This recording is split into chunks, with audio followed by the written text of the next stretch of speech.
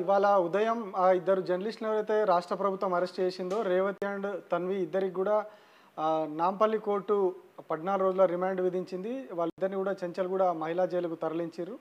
అయితే ఈ కేసులో ఉదయం నుంచి కూడా చాలా హైడ్రామా నడుస్తూ ఉన్నది. తెల్లవారుజామున 5 గంటలకు కూడా ఇద్దరిని అరెస్ట్ చేసిర్రు. ఒకరిని కొత్తూరులో అరెస్ట్ చేసిర్రు, అట్లాగే రేవతిని వచ్చేసి హైదరాబాద్ ఫైనాన్స్ డిస్ట్రిక్ట్లో అరెస్ట్ చేసిర్రు. అంటే ఒక దొంగల్లాగా వాళ్ళను తెల్లవారుజామున వెళ్ళి అరెస్ట్ చేయడం, అంటే వాళ్ళు ఎక్కడికో పారిపోతారు మళ్ళీ దొరకరు అన్నట్టుగా వాళ్ళని అరెస్ట్ చేయడం దగ్గర నుంచి కుటుంబ సభ్యులకు సమాచారం ఇవ్వడం విషయంలో కావచ్చు, ఆ కోర్టుకు తీసుకొచ్చే విషయంలో కావచ్చు, ఇట్లా చాలా వరకు కూడా ఎట్లాంటి సమాచారం బయటకు ఇవ్వకుండా చాలా సీక్రెట్గా చాలాసేపు నడిపించారు. చాలాసేపటి తర్వాత కుటుంబ సభ్యులకు సమాచారం అందజేసారు. తర్వాత కోర్టులో ప్రొడ్యూస్ చేసి వాళ్ళకి కోర్టు 14 రోజుల రిమాండ్ విధిస్తే జైలుకు తరలిచ్చారు. అయితే వీళ్ళ మీద పెట్టిన కేసు ఇదంతా చూస్తే మాత్రం ఎవరైతే మాట్లాడుతున్నారో ప్రభుత్వం గురించి, ప్రభుత్వ వైఫల్యాల గురించి మాట్లాడే ప్రజలు చెప్పే వాటిని తీసుకొచ్చి చూపిస్తూ ఉన్నారో వాళ్ళందరి మీద కేసులు పెడతాము, జైలుకి తోలుతామని హెచ్చరించడానికి మాత్రమే ఈ అరెస్ట్ చేసినట్టుగా కనిపిస్తూ ఉన్నది. ఎందుకు అంటే వాళ్ళు ఏదైతే అబ్జెక్షనబుల్గా ఉంది, అందులో అబ్జెక్షనబుల్ కంటెంట్ ఉంది అని చెప్పి వాళ్ళు చెప్తా ఉన్నారు. కేసు పెట్టిన వీడియో ఏదైతుందో అందులో ఒక పెద్ద మనిషి మాట్లాడిండు. వీళ్ళు తీసుకొచ్చి వాళ్ళంతా కూడా చేస్తున్న ప్రచారం ఏంటంటే కావాలని తీసుకొచ్చి చేయించిర్రు, కావాలని మాట్లాడిచ్చిర్రు అని చెప్పారు. కామన్గా చాలామంది వస్తూ ఉన్నారని చెప్పేసి తెలంగాణ భవన్కి వస్తూ ఉన్నారని చెప్పేసి కాంగ్రెస్ వాళ్ళు కూడా చెప్తా ఉన్నారు, అందరు అక్కడికి పోతూ ఉన్నారు అది ఇది అని చెప్పి. ఇటు బీఆర్ఎస్ వాళ్ళు కూడా చెప్పుకుంటూ ఉన్నారు, మా దగ్గర చాలామంది ప్రజలు వస్తూ ఉన్నారు, వాళ్ళ సమస్యలు చెప్పుకోవడానికి బాధితులు వస్తూ ఉన్నారు అని చెప్పి. సో అట్లాగే వచ్చిన ఒక పెద్ద మనిషితోటి వాళ్ళు మాట్లాడిచ్చిర్రు. ఆ పెద్ద మనిషి తన లోపల ఉన్న ఆక్రోశాన్ని అంతా వెళ్ళగక్కిండు, చాలా సీరియస్గా మాట్లాడిండు ఆయన. కొన్ని పెద్ద మనుషులు వాళ్ళు కొన్నిసార్లు కొన్ని మాటలు దొరుకుతూ ఉంటారు. మామూలుగా ఊర్లలో ఉండేవాళ్ళు మామూలుగా మాట్లాడుకునే సమయంలో కొన్ని బూతు పదాలు వస్తూ ఉంటాయి. వ్యవహారికంలో ఎవరికైనా వస్తాయి. రాష్ట్ర ముఖ్యమంత్రి స్థాయి వ్యక్తి ఇవాళ రేపు బయట మాట్లాడుతూ ఉన్నారు, వేదికల మీద మాట్లాడుతూ ఉన్నారు. అట్లాంటి మామూలు ప్రజలు మాట్లాడుకునేటప్పుడు కూడా కామన్గా అట్లాంటివి వస్తాయి. సో ఆ పెద్ద మనిషి కూడా అట్లే మాట్లాడిండు.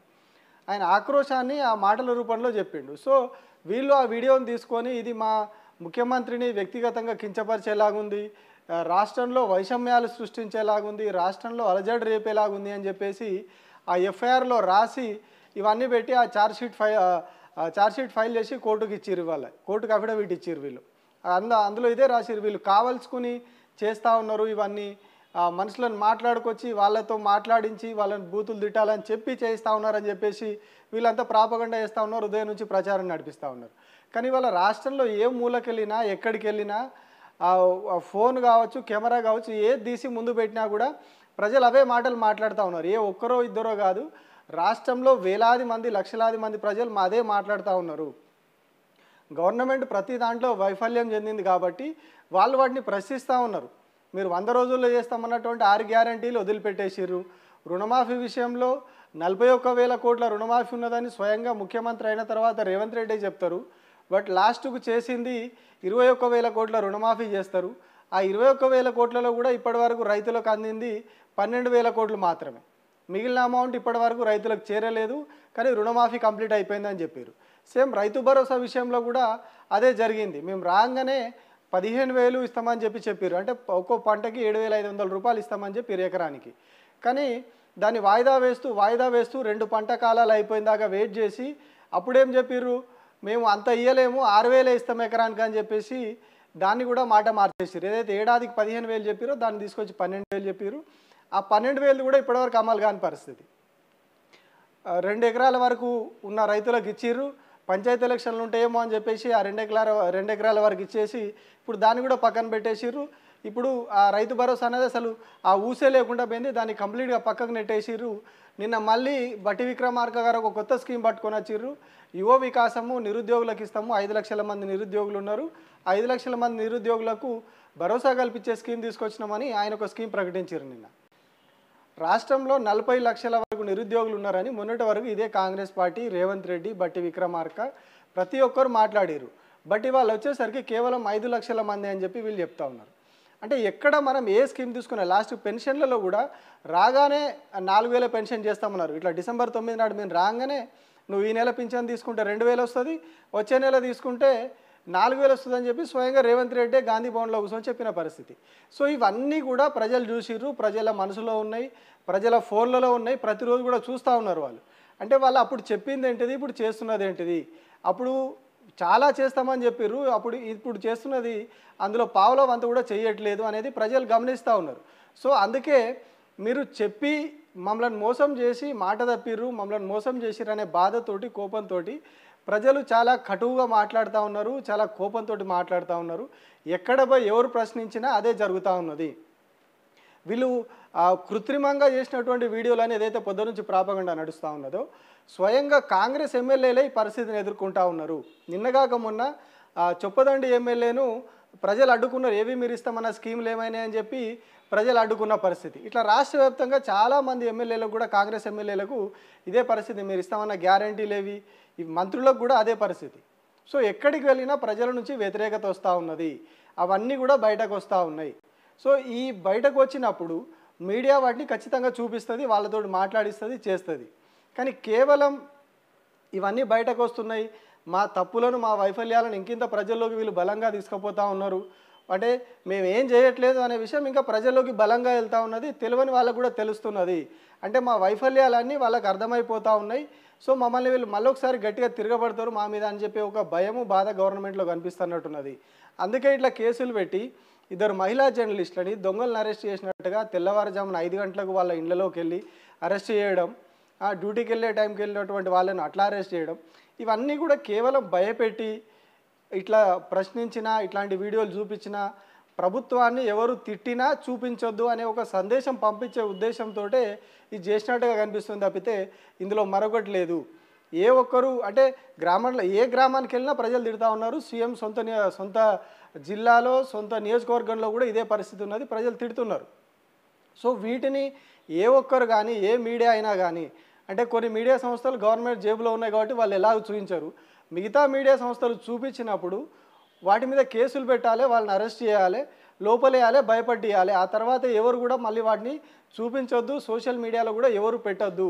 ప్రజలకు ఎవరికైనా నిజమే కదా, ఇది నిజంగా ఇట్లానే ఉంది కదా పరిస్థితి అనిపించినా కూడా వాళ్ళు వాటిని సోషల్ మీడియా అకౌంట్లలో పోస్ట్ చేయొద్దు, వాట్సాప్ గ్రూపుల్లో పెట్టొద్దు, ఎక్స్లో కానీ ఫేస్బుక్లో కానీ పెట్టొద్దు అన్న ఒక భయాన్ని కల్పించేందుకే ఈ ప్రయత్నాలు చేస్తున్నట్టుగా కనిపిస్తూ ఉన్నది. ఎందుకంటే దీనికి ఇంకొక బెస్ట్ ఎగ్జాంపుల్ ఏంటి అంటే, ఇవాళ పోలీసులు ఒక ప్రెస్ నోట్ కూడా రిలీజ్ చేసిర్రు. వీళ్ళ అరెస్టుకు సంబంధించి సాయంత్రానికి ఒక ప్రెస్ నోట్ ఇచ్చిర్రు, అట్లాగే ప్రెస్ మీట్ కూడా పెట్టిర్రు. ఆ ప్రెస్ నోట్లో ఇద్దరు జర్నలిస్టుల ఫోటోలను ముద్రించారు. వాళ్ళేం దొంగలు కాదు, బందిపోట్లు కాదు, కిల్లర్స్ కాదు, వాళ్ళేం ఏమంటారు గోల్డ్ షాప్లో ఇంకోటో చోరీ చేసిపోయిన వాళ్ళు కాదు, చైన్ స్నాచర్లు కాదు. కానీ అట్లాంటి దొంగల ఫోటోలు ఏవైతే ఇస్తారో, అంటే వీళ్ళు వస్తున్నారు జాగ్రత్త అని చెప్పి ఎట్లా అయితే దొంగల ఫోటోలు రిలీజ్ చేస్తారో, అట్లా ఒక ఇద్దరు మహిళా జర్నలిస్టుల ఫోటోని ప్రెస్ నోట్లో ప్రింట్ చేసి జాగ్రత్త అని చెప్పి కొన్ని జాగ్రత్తలు అక్కడ రాసి అందులో ప్రెస్ నోట్లో వాళ్ళు ఇవాళ పోలీసులు బయటకు ఇచ్చారు. అంటే మరి పోలీసులు కూడా ఏ రకంగా పనిచేస్తున్నారు అనేది ఇక్కడ చాలా అనుమానాలకు తావిస్తూ ఉన్నది. కంప్లీట్గా అంటే ఒక పార్టీ యాంగిల్లో పనిచేస్తూ ఉన్నారా, లేకపోతే కొన్ని చట్టం ఉంటుంది, చట్టం ప్రకారం పనిచేయాలి, కొన్ని సెక్షన్లు ఉంటాయి, వాటిని ఫాలో కావాలి అనే దాన్ని వీళ్ళు మర్చిపోయారు అనేది తెలియట్లేదు. ఎందుకంటే ఇద్దరు వాళ్ళు మహిళా జర్నలిస్టులు, వాళ్ళు ఏం దోపిడీలు దొంగతనాలు చేయలేదు. వాళ్ళు ఒక వ్యక్తి అభిప్రాయాన్ని తీసుకొని పబ్లిష్ చేసిర్రు వాళ్ళ ఛానల్లో. అది సోషల్ మీడియాలో వైరల్ అయింది, చాలామంది షేర్ చేసిర్రు దాని మీద కేసు పెడితే వాళ్ళిద్దరిని దొంగల్లాగా పెట్టేసి ఫోటోలు పెట్టి ప్రెస్ నోట్ రిలీజ్ చేసిర్రు. అంటే మహిళా హక్కులకు కూడా భంగం కలిగించేలాగా, మహిళలకి మాది మహిళా ప్రభుత్వము, మేము మహిళలకు కోటీశ్వరులను చేస్తాం, అది చేస్తామని 4 రోజుల క్రితమే ముఖ్యమంత్రి రేవంత్ రెడ్డి పరేడ్ గ్రౌండ్లో పెద్ద మీటింగ్ పెట్టి చెప్పారు. మరి ఇక్కడ ఈ విషయంలోకి వచ్చేసరికి వీళ్ళిద్దరు కూడా మహిళలే, రేవతి కానీ తన్వి కానీ ఇద్దరు కూడా మహిళలే, ఇద్దరు కూడా జర్నలిజంలోనే ఉన్నారు, ప్రజల అభిప్రాయాన్ని చెప్తా ఉన్నారు. సో దాన్ని కూడా వీళ్ళు వక్రీకరించి వాళ్ళిద్దరిని ఏదో దొంగల్లాగా చిత్రీకరించే ప్రయత్నం చేసి వాళ్ళ ఫోటోలు పెట్టి ప్రెస్ నోట్లు ఇవ్వడం, ఇవన్నీ కూడా మరి అంటే మహిళా కమిషన్ ఉన్నది రాష్ట్రంలో, మహిళల కోసమే పనిచేయడానికి, మహిళల రక్షణ కోసం పనిచేయడానికి, మరి మహిళా కమిషన్ ఎందుకు పట్టించుకోదు? జాతీయ మహిళా కమిషన్ చూస్తుంది, వాళ్ళెందుకు పట్టించుకోరు? అంటే ఇవన్నీ కూడా వదిలేసి మరి పోలీసులు కూడా ఇట్లా దాన్ని ఆ ఫోటోలను పెట్టేసి పబ్లిష్ చేయడం, ఇవన్నీ కూడా చాలా దారుణమైన విషయం. ఎందుకంటే ఆమె రేవతి ఏదో చిన్న చిత్కా అని కూడా కాదు, ఆమె చాలా కాలంగా జర్నలిజం ఫీల్డ్లో ఉన్నారు, ఒక ఛానల్కి సీఈఓగా పనిచేసిర్రు, అట్లాగే ఒక జాతీయ మీడియా ఛానల్లో కూడా ఆమె పనిచేసిర్రు. సో ఇంత చరిత్ర ఉన్నటువంటి ఒక జర్నలిస్ట్ని అట్లా అరెస్ట్ చేసి ఒక దొంగలాగా ఫోటో పెట్టేసి ప్రచారం చేయడం ఇదంతా కూడా మినిమం ఎథిక్స్ని కూడా పోలీసులు వదిలేసి బిహేవ్ చేస్తున్నట్టుగా కనిపిస్తూ ఉన్నది. ఇట్లా ఫోటోలు ఇవ్వడం ఇదంతా కూడా ఖచ్చితంగా దీని మీద చర్యలు తీసుకోవాలని చెప్పేసి కూడా కొందరు జర్నలిస్టులు జాతీయ మహిళా కమిషన్ కూడా ట్యాగ్ చేసి సోషల్ మీడియాలో ట్యాగ్ చేసి ఫిర్యాదు చేస్తూ ఉన్నారు. సో మరి దీని మీద వాళ్ళు ఏమైనా స్పందిస్తారో చూడాలి. ఎందుకంటే పోలీసులు అన్ని విలువలు సెక్షన్లు అన్నీ కూడా పక్కన పెట్టేసి ఒక దొంగల్లాగా చిత్రీకరించే ప్రయత్నం చేస్తూ ఉన్నారు జర్నలిస్టులను కూడా. అంటే ఇవన్నీ కూడా కేవలం భయం కల్పించే ఆ కార్యక్రమంలో భాగంగా చేస్తున్నారు అనేది ఇక్కడ మనకు క్లియర్గా అర్థమవుతుంది. ఎందుకంటే ఇక్కడ వీళ్ళు మహిళలనే ఈ రకంగా బిహేవ్ చేసిర్రు, మహిళలతోనే ఇట్లా బిహేవ్ చేసిర్రు, వీళ్ళ ఫోటోలు బయటకు రిలీజ్ చేసిర్రు, వీళ్ళని పొద్దుటి నుంచి అంటే పొద్దున 5 గంటలకు అరెస్ట్ చేసి ఎవరికి సమాచారం ఇవ్వకుండా ఒక కిడ్నాప్ చేసి ఎవరో దొంగలు వచ్చి కిడ్నాప్ చేసుకుపోయినట్టుగా చేసుకుపోయారు. అంటే ఇంకా పురుషుల విషయంలో ఎట్లా చేస్తారు? ఎవరైనా వాస్తవాలు చెప్తే సోషల్ మీడియాలో పెడితే కావచ్చు, వివిధ ఛానల్లో పెడితే కావచ్చు, వాళ్ళ విషయంలో ఎట్లా బిహేవ్ చేస్తారు అనేది ఇవన్నీ దీని ద్వారా వీళ్ళు చెప్పాలని అనుకుంటున్నట్టుగా కనిపిస్తూ ఉన్నది. ఎందుకంటే ఇట్లా మహిళల విషయంలో చాలా దారుణంగా బిహేవ్ చేయడం ఇవన్నీ కూడా ఖచ్చితంగా ఖండించాల్సిన విషయం. ప్రజా సమస్యలని చూపించడమే మీడియా చేయాల్సిన పని, మీడియా చేసే పని కూడా అదే. వీళ్ళకు వేరే ఏదో ఉండదు.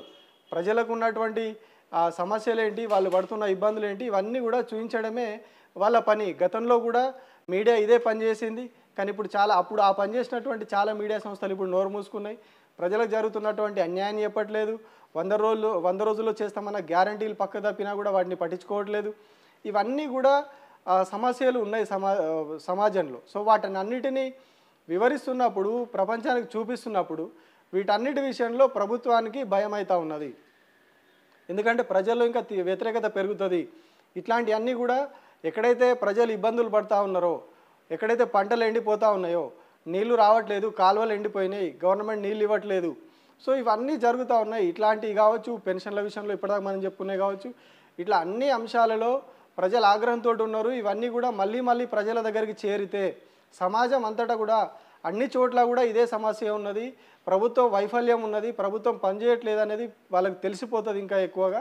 కాబట్టి వీటిని ఎక్కడికక్కడ నొక్కేయాలి, భయపెట్టాలి, జైలుకు పంపిస్తే తప్ప ఈ పరిష్కారం కాదనే ఏకైక లక్ష్యంతో ఇవన్నీ చేస్తున్నట్టుగా కనిపిస్తూ ఉన్నది.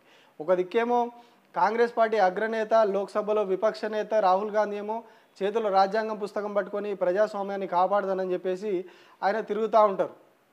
ఇవాళ ఉదయమే ఒక ఫోటో జర్నలిస్ట్ దగ్గరికి వెళ్ళి ఆయన ఫోటోలు దిగిరు. ఆమెను ఆలింగనం చేసుకొని ఆమెను ఏదో రెస్పెక్ట్ చేసినట్టుగా వెళ్ళి ఆయన అక్కడ ఫోటోలు దిగిర్రు. సేమ్ డే ఇక్కడ ఒక 2 జర్నలిస్టులని ఇక్కడ కాంగ్రెస్ గవర్నమెంట్ అరెస్ట్ చేసింది. అంటే వాళ్ళ పనితీరు ఏంటిది, వాళ్ళ పబ్లిసిటీ స్టంట్ ఏంటిది అనేది కూడా ఇక్కడ మనం అర్థం చేసుకోవచ్చు. అంటే వాళ్ళ ప్రమోషన్ కోసం జర్నలిస్టులను వాడుకుంటారు, వాళ్ళ తప్పులను ఎత్తి చూపితే అదే జర్నలిస్టులను అరెస్ట్ చేసి జైల్లో తోలుతారు. ఇది కాంగ్రెస్ గవర్నమెంట్ తీరు అనేది ఢిల్లీలో అయినా ఇక్కడైనా సేమ్ అనేది కనిపిస్తూ ఉన్నది.